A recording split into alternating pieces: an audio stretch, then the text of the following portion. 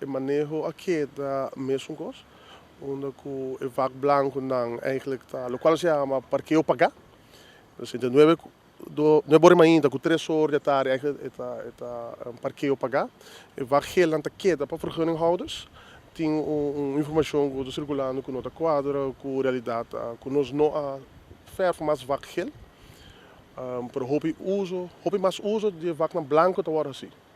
Dus nós estamos aqui manejo, o qual eu vejo se está com nós, está bezig diligentemente com o manejo novo. Nós temos uma fase hobby avançada aqui. E ora nós estamos zover, que nós possamos aquele, que nós também começar a implementar isso aqui, ele guarda informar devidamente na comunidade.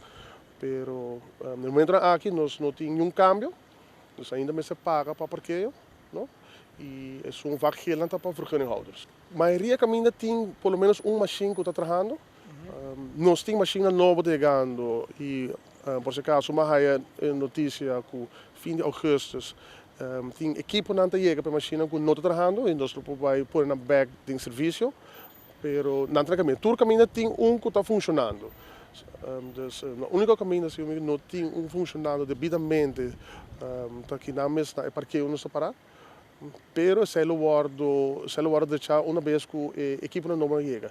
Nós parar no momento aqui está em feite, vou para aqui na para prometer 3 horas grátis, não? Depois eigenlijk para lei vou me se pago. Pero prometer 3 horas que não está grátis. Outro caminho não, maioria caminho tem uma machine, mínimo uma machine que está funcionando.